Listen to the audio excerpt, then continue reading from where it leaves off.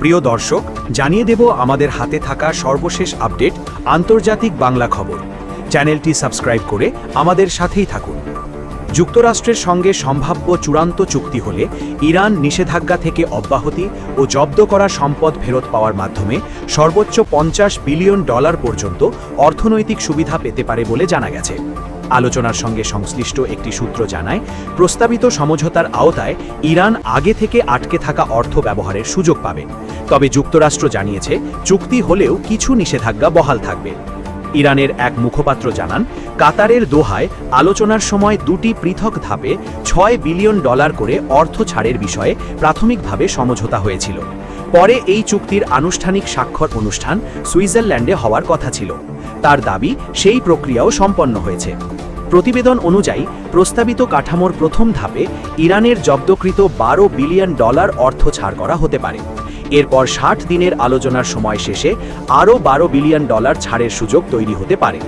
শেষ পর্যন্ত যদি পক্ষগুলি একটি পূর্ণাঙ্গ চুক্তিতে পৌঁছায়, তাহলে নিষেধাজ্ঞা শিথিলকরণ ও অর্থ ছাড়ের মোট পরিমাণ প্রায় $50 বিলিয়ন পর্যন্ত পৌঁছতে পারে।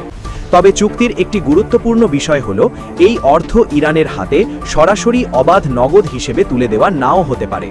যুক্তরাষ্ট্রের কর্মকর্তারা দীর্ঘদিন ধরে দাবি করে আসছেন, সরাসরি অর্থ ছাড় দেওয়া হলে তা ইসলামিক রেভলিউশনারি গার্ড কর্পোরেশনের মতো সংস্থার কাজে ব্যবহৃত হতে পারে। এ কারণে সম্ভাব্য ব্যবস্থায় অর্থ ব্যবহারের ক্ষেত্রে সীমাবদ্ধতা রাখা হতে পারে। ধারণা করা হচ্ছে, এই অর্থ মূলত খাদ্য, ওষুধসহ মানবিক প্রয়োজনীয় পণ্য কেনার কাজে ব্যবহার করার সুযোগ দেওয়া হবে। যুক্তরাষ্ট্রের আরেকটি শর্ত হল, এই অর্থ অনুমোদিত বাজার ও যুক্তরাষ্ট্র সংশ্লিষ্ট আর্থিক চ্যানেলের মাধ্যমে পণ্য কেনার কাজে ব্যবহার করতে হবে। এ শর্তে ইরান কতটা সন্তুষ্ট তা এখনও স্পষ্ট নয়, তবে তেহরান প্রকাশ্যে এই শর্ত প্রত্যাখ্যান করেনি। বিশেষজ্ঞদের মতে, সম্ভাব্য এই সমঝোতা বাস্তবায়িত হলে তা ইরানের অর্থনীতিতে বড় ধরনের স্বস্তি আনতে পারে।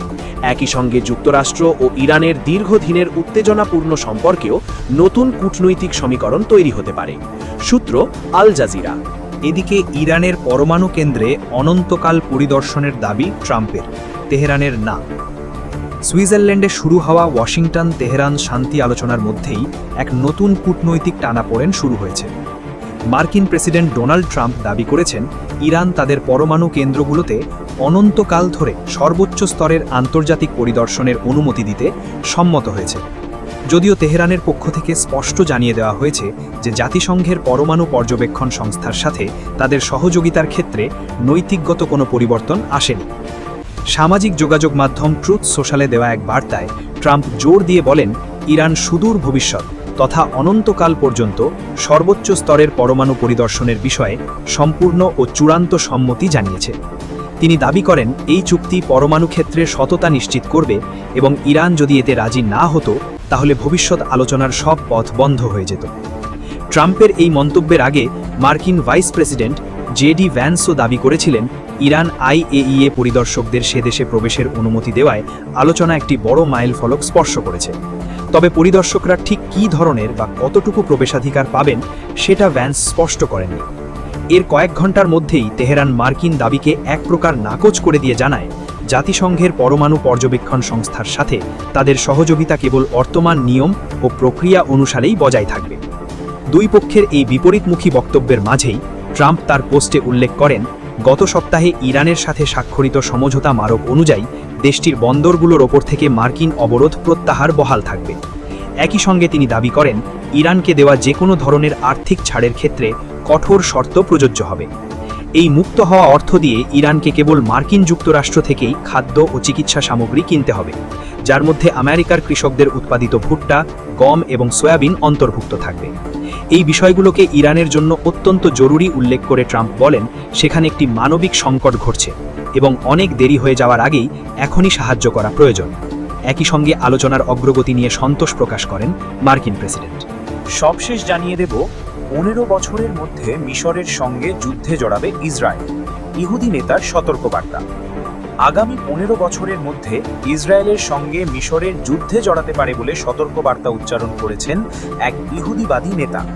রাজনৈতিক ও কৌশলগত বিশ্লেষক আমিয়াত কোহেন বলেছেন, আগামী 15 বছরের মধ্যে ইসরায়েলের সঙ্গে মিশরের যুদ্ধ হতে পারে। তার মতে, ইরান এবং তার আঞ্চলিক মিত্ররা দুর্বল হয়ে পড়ার পর মধ্যপ্রাচ্যে নতুন কৌশলগত চ্যালেঞ্জ হয়ে আসবে সুন্নি মুসলিম শক্তিগুলির দিক থেকে। জেরুজালেমে অনুষ্ঠিত ইহুদি সংবাদ সিন্ডিকেট আন্তর্জাতিক নীতি শীর্ষ সম্মেলনে বক্তব্য রাখতে গিয়ে আমিয়াদ কোহেন বলেন, মিশর ও তুরস্ক ভবিষ্যতে ইসরায়েল এবং পশ্চিমা বিশ্বের জন্য দীর্ঘমেয়াদী নিরাপত্তা হুমকি হতে পারে। একই সঙ্গে তিনি দাবি করেন, ভবিষ্যতে মিশরে মুসলিম ব্রাদারহুড ক্ষমতায় আসতে পারে, যা রাজনৈতিক স্থিতিশীলতার জন্য বড় ঝুঁকি তৈরি করবে। কোহেনের বক্তব্য অনুযায়ী ইরান নেতৃত্বাধীন অ্যাক্সিস অফ রেজিস্ট্যান্স দুর্বল হয়ে পড়ার পর কৌশলগত নজর এখন শিয়া শক্তি থেকে সরিয়ে সুন্নি রাজনৈতিক আন্দোলনের দিকে দেওয়া প্রয়োজন। তিনি বিশেষভাবে মুসলিম ব্রাদারহুডকে বৈশ্বিক নিরাপত্তার জন্য বড় হুমকি হিসাবে উল্লেখ করেন এবং দাবি করেন সংগঠনটি যুক্তরাষ্ট্রের অভ্যন্তরেও প্রভাব বিস্তার করতে চাচ্ছে। বক্তব্যে তিনি আরও দাবি করেন, যুক্তরাষ্ট্রের ফ্লোরিডা ও টেক্সাস অঙ্গরাজ্যেও মুসলিম ব্রাদারহুড প্রভাব বিস্তার করার চেষ্টা করছে। তিনি এমনকি নিউ ইয়র্কে রাজনৈতিক পরিবর্তনের প্রসঙ্গ টেনে ইঙ্গিত করেন যে কিছু নির্বাচনী ফলাফল এই প্রভাবের সঙ্গে যুক্ত।